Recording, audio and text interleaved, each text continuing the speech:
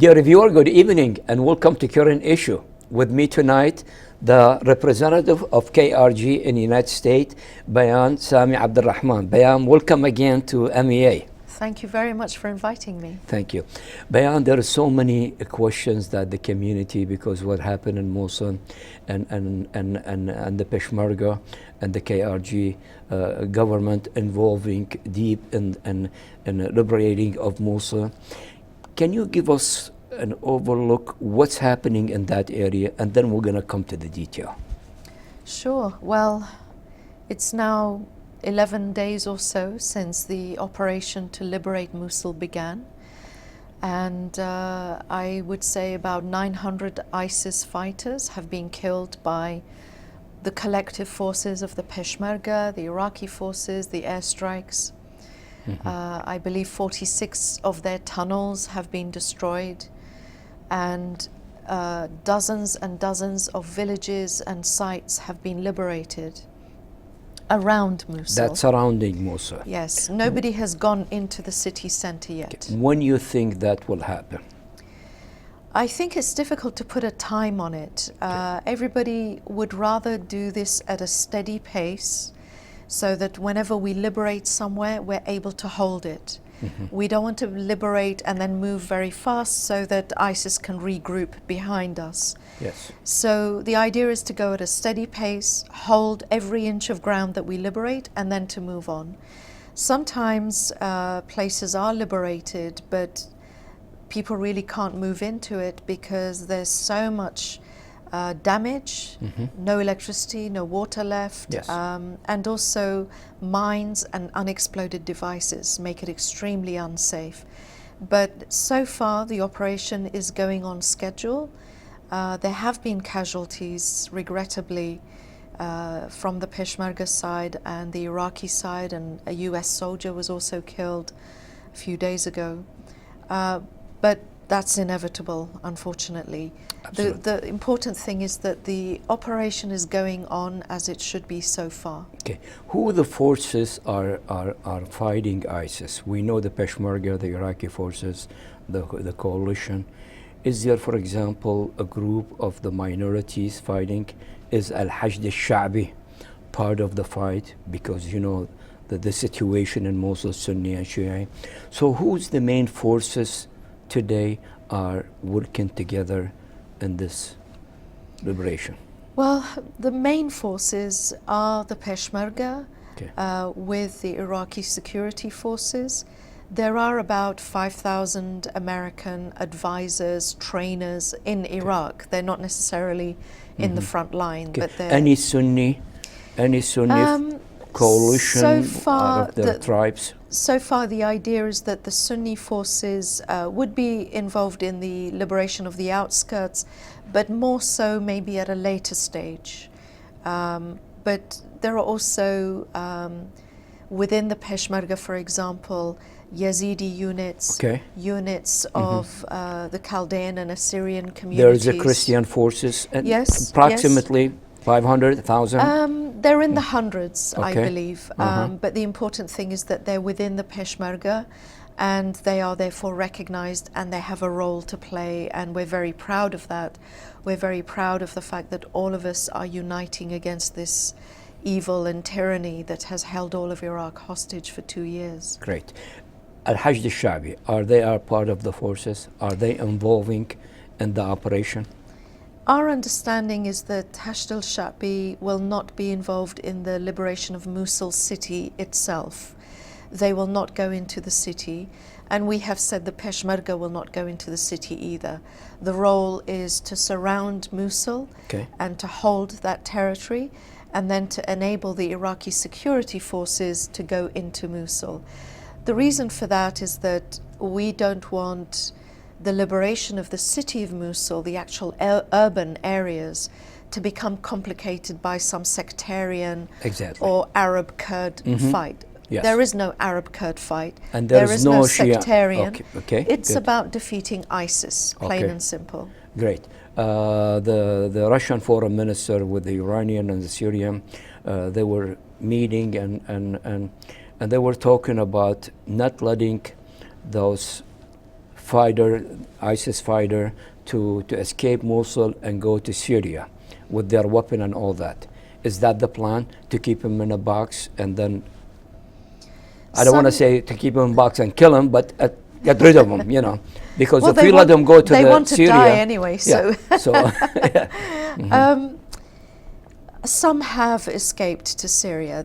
That's happened already. I read a report today that the person in charge of ISIS's finances in Mosul had run away with millions of dollars. Exactly. Which is... And sometimes with a lot of weapon too. Yes. Yeah. So we have heard this too, but the noose around Mosul is tightening. So that's going to become more and more difficult for them to do. Great.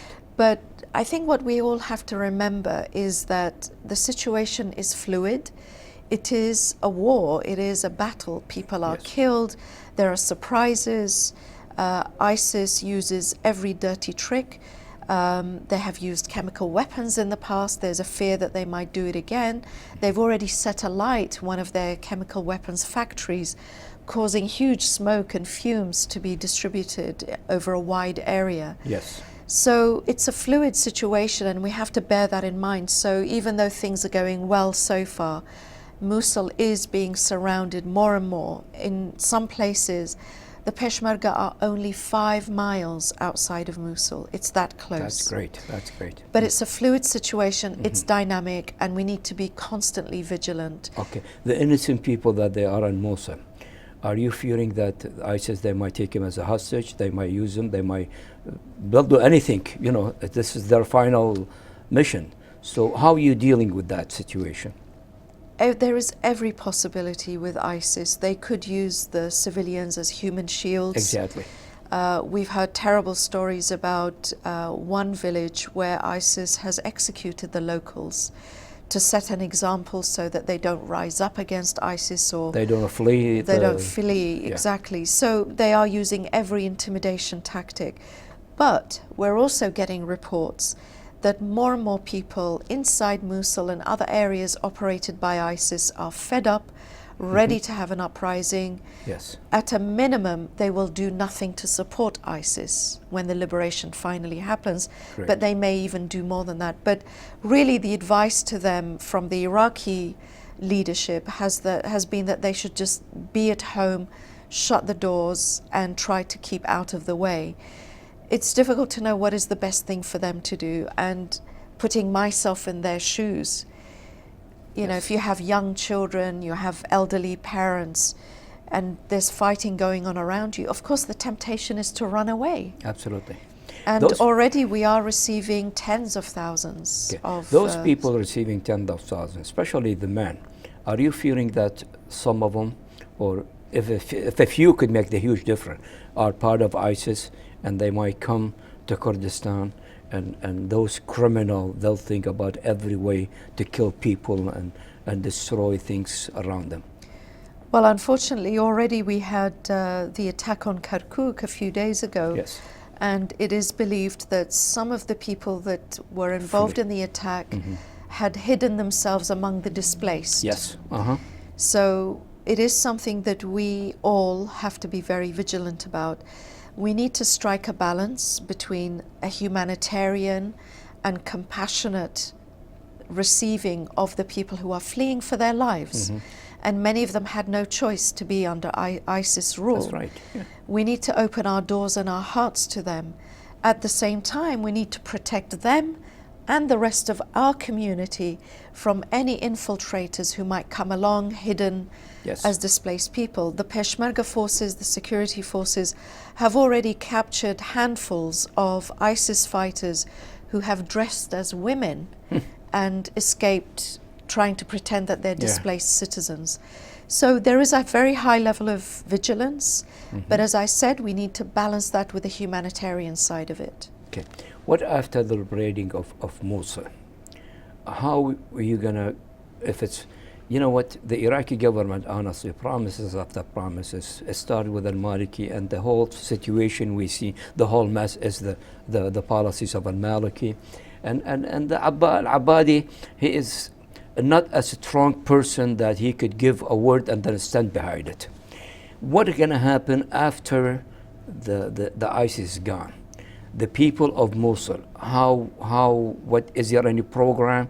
Is there a plan to give them a solve rule? Is there a plan that, you know what, those people suffer for so long, for so much. And then after ISIS is gone, we don't want them to suffer more because, as you said, from conflict of Shia, Sunni, and all that. So what's up after that? It's a good question and a very big question. It's very clear that the system that enabled ISIS to take territory, to take wealth, to hold people hostage, to commit genocide, it's clear that that system cannot exist again. Yes. So the old system in Iraq failed, and failed catastrophically. Absolutely. If you look at the Christians, the Yazidis, and other minorities, they are undergoing genocide because of those failures. So I would say that's number one. The system that enabled this genocide to take place must not be the system that we go back to. What will happen in the city of Mosul and the province of Nineveh? Our view is that we need to listen to the people of the city of Mosul and the wider province of Nineveh. We need to hear them, we need to be inclusive of their views, inclusive of their voice, and they need to be able to have a say in how their area, their town, their village, their city, their province is governed. There are ideas being suggested, Mosul to be, Nineveh, to be divided into 2 provinces instead of now it's just 1. Okay. Maybe even 3 provinces, 1 for the Yazidis, 1 for the Christians and Shabaks and others, and then another for the Arab community. And where would the Turkmen fit, for example? So there are lots of ideas floating around. There isn't one idea that has everybody agreeing to it or chasing it. So I would say that perhaps right now we're in the listening mode. We're trying to hear these ideas and think about what is the best way forward. I think what is being demanded by everybody who is a member of the community in Nineveh, but maybe in different forms, is that they want some form of self-governance. Exactly. Yeah. Whether it's autonomy within a province or a region of Nineveh, or the idea of splitting Nineveh into different provinces. As I said, we don't go for one option or another, but it seems that people want to be able to police their own areas, defend their own areas, and run their own administrations. Be honest with you, Bayan, not because you're sitting here. We saw the passion that KRG government and President Barzani have, because a lot of those Christian and Yazidis and all that, when they flee to Kurdistan, they opened their heart. They tried everything with millions coming, with no resources, no nothing. They cannot even handle more than 1,000, and there is 100,000 comes every day and all that. We saw the passion, and we know if it's any of those village under Kurdistan, I don't want to say rule, but under Kurdistan protection, we know that President Barzani, he'll think about those minorities and give them their right and give them their self-government and listen to them. The problem is the government of Iraq, and if there is a Sunni that they want a revenge in Mosul from those innocent people, especially the minority. How are we going to deal with that? It's a difficult question. I think revenge is something that we all need to avoid, but there is a very high risk of it. Right now, the victims of genocide may want revenge. Some of the people who committed genocide were their neighbors. Yes. Often in the West, ISIS is portrayed as a group of foreign fighters, but the majority of ISIS members and leaders are Iraqis and Syrians. That's very important to tell the public that, Definitely in Iraq, Yes. they are Iraqis. Yes. And of course they had help from abroad and they had attracted foreign fighters. But so many of the Yazidis, the Assyrians, the Chaldeans, Shabaks that we have talked to, Turkmen as well, they often say, well, it was our neighboring village that came. And one of the reasons why the Peshmerga defense line collapsed, the front line collapsed so rapidly in 2014 in Sinjar, for example, Yes. was because some members of the community themselves helped ISIS. Yes. Revenging probably from the, For something the in the policies past. of Al-Maliki or anyway. But now what we have to avoid is the victims of the genocide Yes. trying to wreak their own revenge, and then the cycle continues. We also need to be very clear that the future of Iraq has to be an inclusive one. It's clear that the failed policies of the past were partly responsible for ISIS coming into Iraq and being able to take so much territory so quickly. We need to recognize that. It's an uncomfortable truth, perhaps, but we need to recognize that, and we need to look forward and plan to do things differently. Sure. Do you believe, and with your heart, those people on those villages that were destroyed by ISIS, if we take the village back, do you think those people have the guts to come back, to go back to their village? It come to a point that they tried and it was suffering and suffering.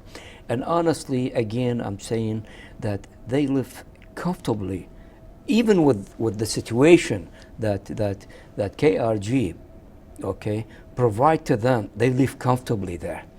And in their mind, if they go back, they might be a repeat of what happened. Do you think they'll go back?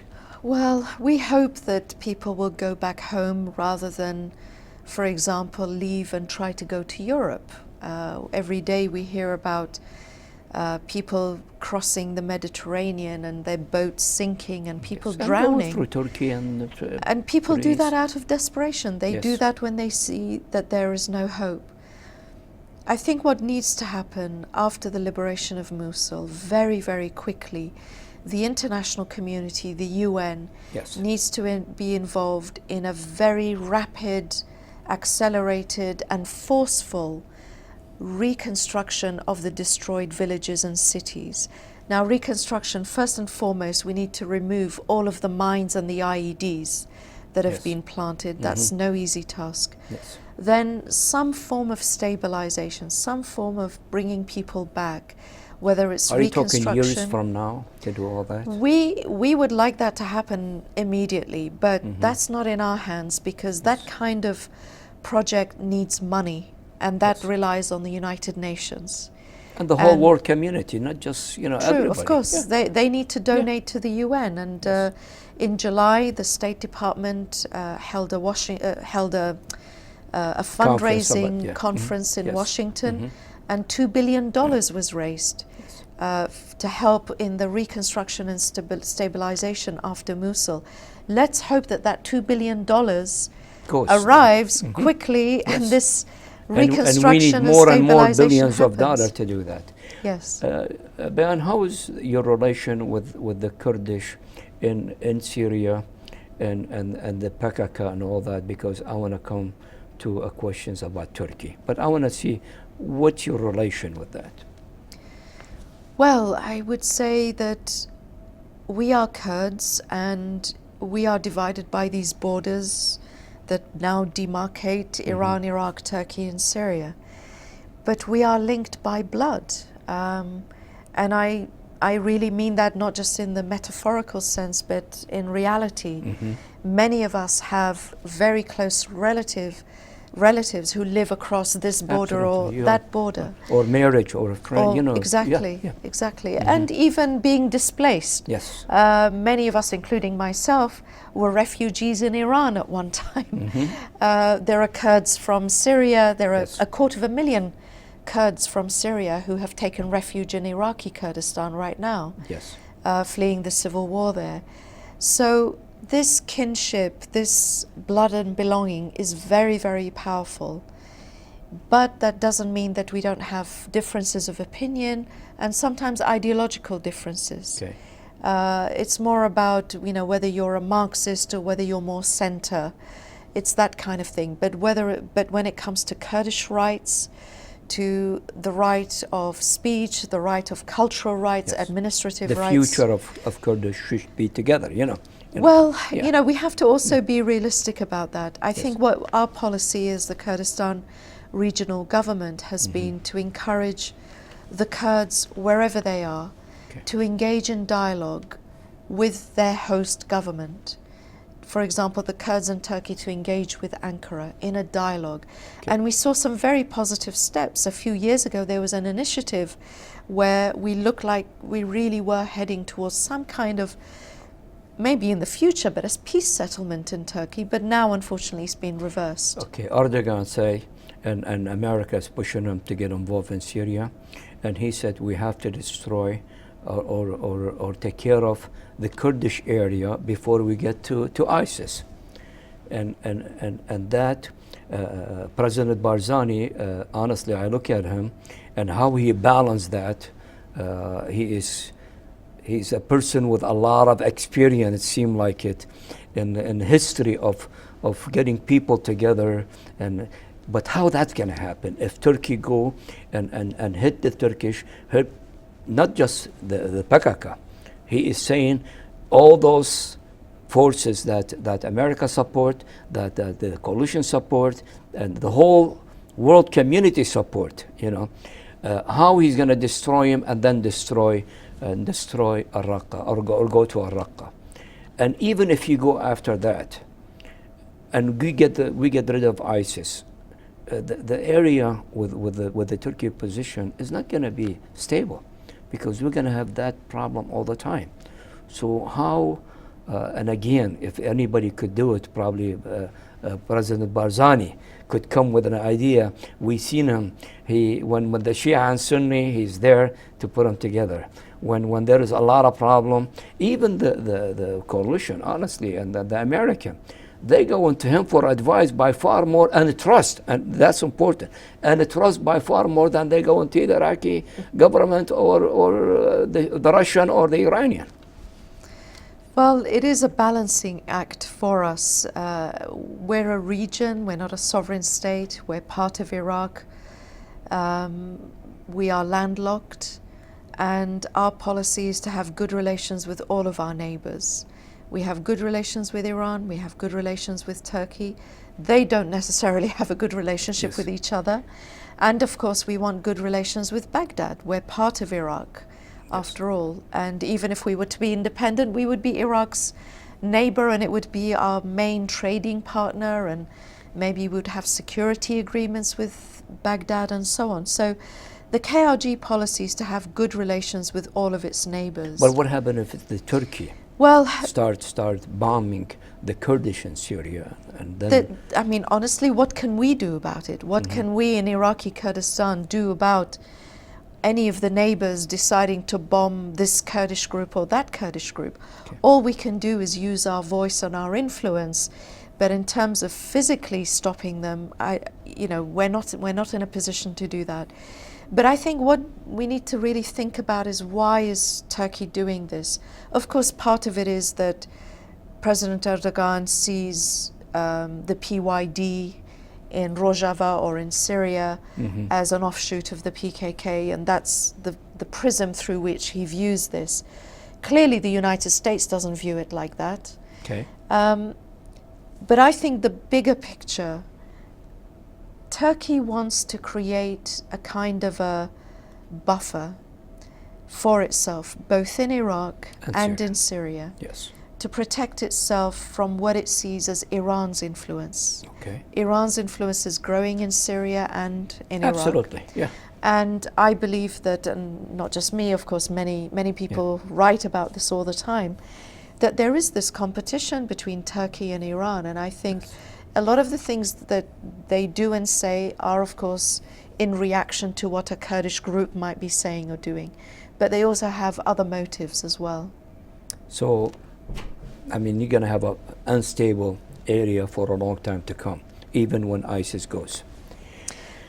Going back about the minority, the Christian that they live in Kurdistan, and again, this community, on behalf of, honestly, the Christian, the Yazidi, and all that, we thank you so much for that passion you have toward those minority, because if it wasn't for Kurdistan open the door for them, they're going to be even killed or destroyed, or God knows what could happen to them. All those thousands of people in Kurdistan living yes, they live in camps and all that, but better than get killed, better than, destroyed, better than, all that things is happening to the Yazidis and all that. So how is the situation now, especially for the Christian and all that? And there is a lot of people living, of course we cater to about, I think about over 600,000 Iraqi in the United States and Canada. And they all have that passion, either as family or a friend. And even if that he's Iraqis, and when there's something happen, it hit us. Yes, it's and that's what I'm saying. Thank you so much for what you did to them and opened the door for them. But how is the situation now?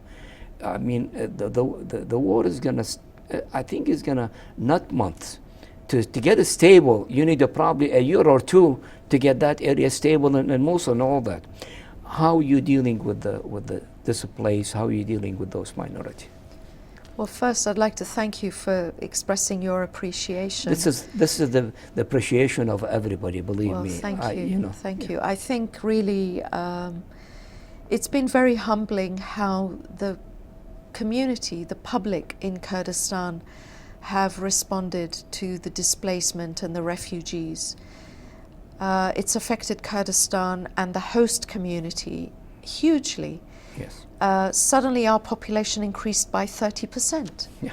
So if you live in the United States or Canada, with very limited resources. Right. Well, imagine your town, your state, your city, wherever you're living in Canada, suddenly in the matter of 3-4 months, your population increases by that much. Wow.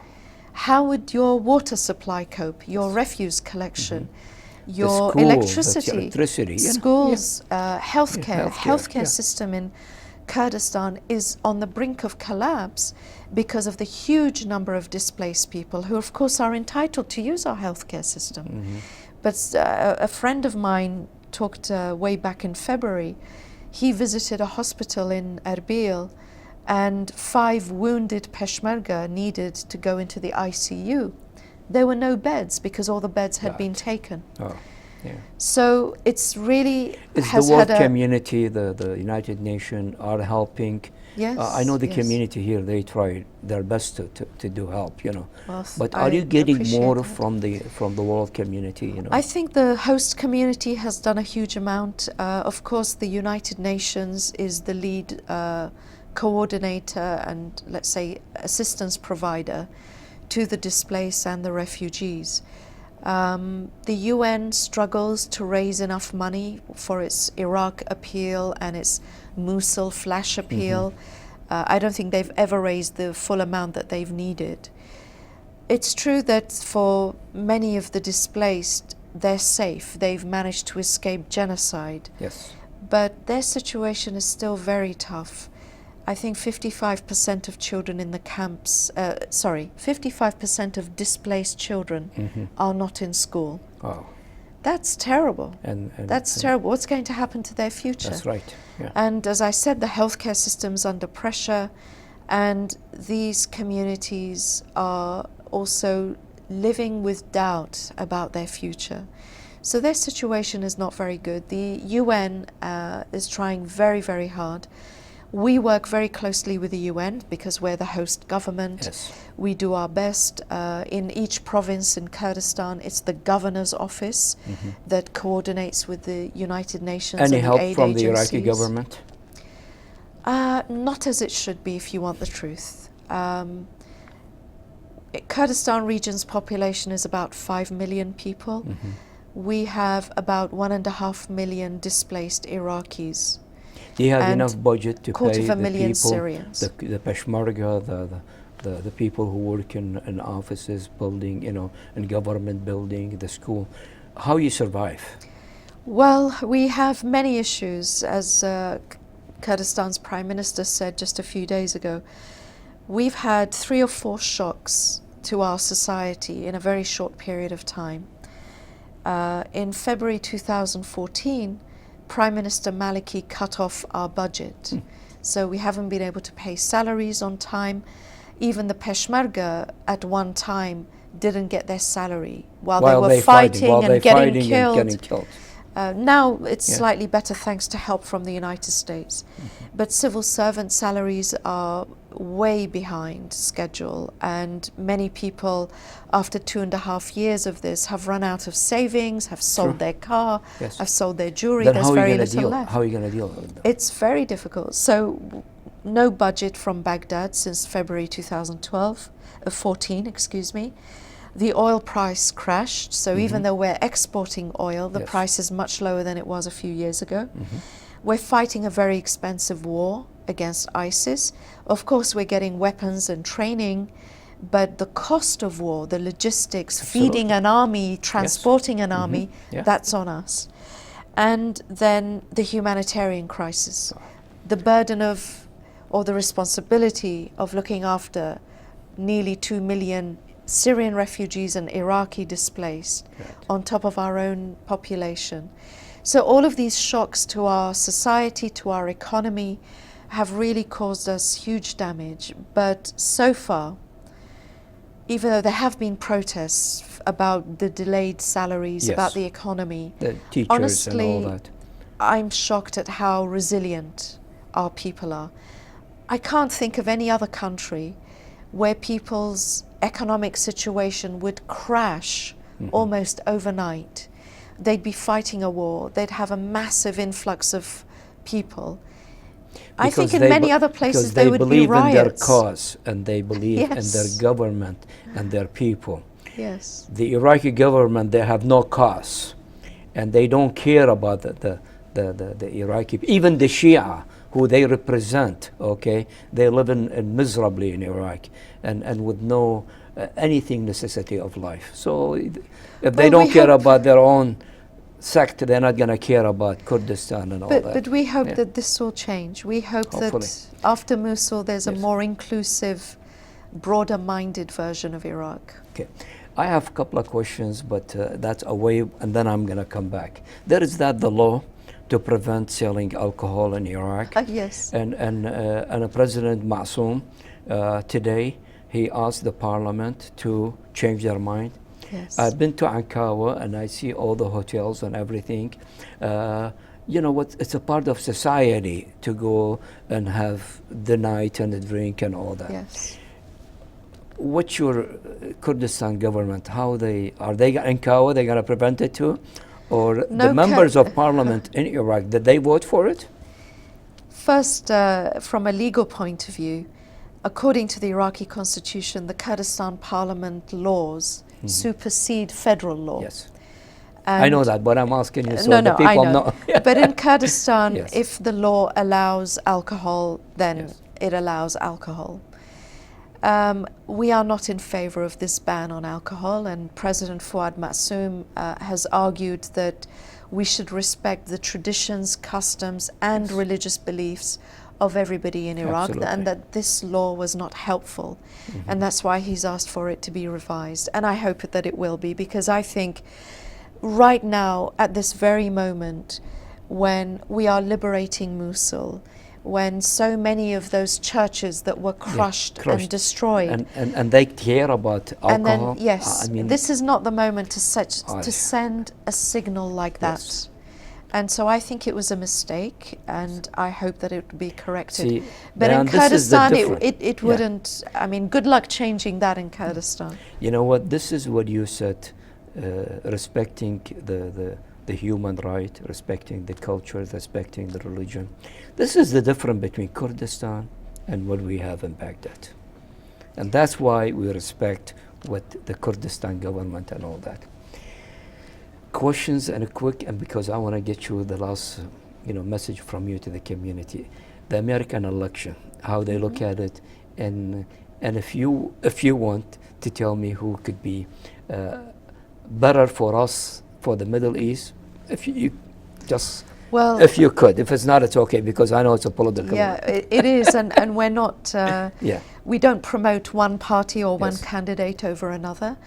Our mission is to work with both main parties, And we've made contact with both campaigns. We've met people that work with the Hillary. And you're doing a great job. I receive all your email good. and all that. Thank you for that. We need somebody like you.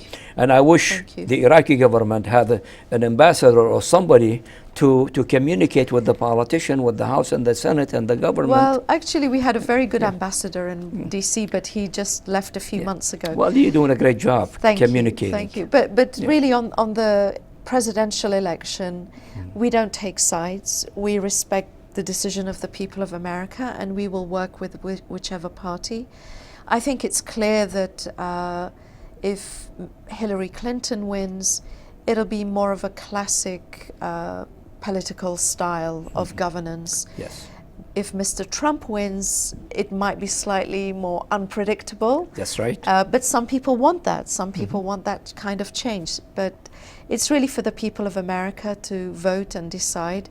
And as you know better than me, I'm new to America, quite often you have the White House or the administration in one party's hands and Congress in the other. This is the balance everybody looking for. Exactly. And so for us, we work with both. Great. We will work with whoever's in Congress, whoever's in the White House, and lobby and advocate for the interests of the people that we care about. Great. Bayan, final. What's your message? What do you want to tell the community in the United States and Canada? As I mentioned, Iraqis, and we cater to about over 9 to 10 million. All the Middle Eastern, all the Arab American and the Chaldean American and the Kurdish American, all the minorities and all that. And there is Iraqis, and a lot of those Arab, they have passion about Iraq too, believe me, because of what they see, because I integrate with a lot of them. And the first questions, how the situation in Mosul, how the deal and all that. What's your message to the community in the United States and Canada? I would say that we are going through a very delicate time right now. We're in the process of liberating Mosul. It's a fluid situation. We should all just watch and be patient. The crucial thing is what happens the day after Mosul is liberated. We need great minds, open hearts to negotiate the future of Mosul, the future of Nineveh, and the future of Iraq. We need this country to be more inclusive, truly inclusive, not just in name. Yes. And I do believe that the Iraqi community Any role abroad, for the community? Yes, I think the Iraqi community abroad, whether they're Kurd, Arab, Turkoman, Shia, Sunni, Christian, Yazidi, we are Iraqi. I think all of us have a role to play. There are many highly educated, highly skilled people here. Yes. We need you. We need you not necessarily to come back. You can stay where you are, and there are many reasons to do that. But engage in advocacy in the United States. Lobby for Iraq in the United States. Talk to your member of Congress, to your senator. Talk to community to your neighbor, leaders, to church the fellow leaders. workers, Yes. you know. Yeah. I think what we need, you asked me about the election. We don't vote or encourage voting one party over another. What we ask is that the next administration of the United States should stay engaged with Iraq. Yes. Please don't leave Iraq after Mosul is liberated. We need the United States to be diplomatically and maybe even militarily engaged with Iraq even after Mosul is liberated, because really that's when the detailed hard work will begin. Yeah, and honestly, this is the main point, to stay after deliberating, because you need him at that time even more than now. Yes. Bayan, thank you very much for coming here. Thank you for giving us the time. I know you are busy and visiting a lot of members of the communities and different communities, so you could. And this is the style that KRG have, working with everybody, I hope so. We not try. just with a few people. Thank you very much for coming here. It's a great pleasure. Thank you for inviting me. Thank you. Dear viewer, that was my interview with Bayan, Sami Abdul Rahman. She is the representative of KRG in the United States.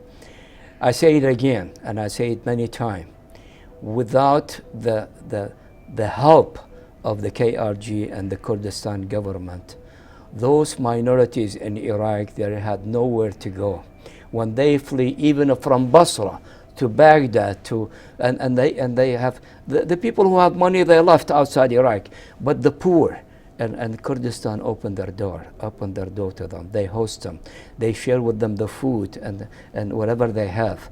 And we shouldn't forget that. We shouldn't forget that. And I ask all the Iraqi community to engage. This is your time. It's not, the time is after Mosul, after the wars stop and all that. And the need of the people is going to be huge. So we need you to engage. And anytime you see Bayan anywhere, thank her for what the KRG government did for our minority. I'm one of them. I'm one of the minority who have a probably friend or relative suffering there, and they opened the door for them. Thank you for watching, and good night.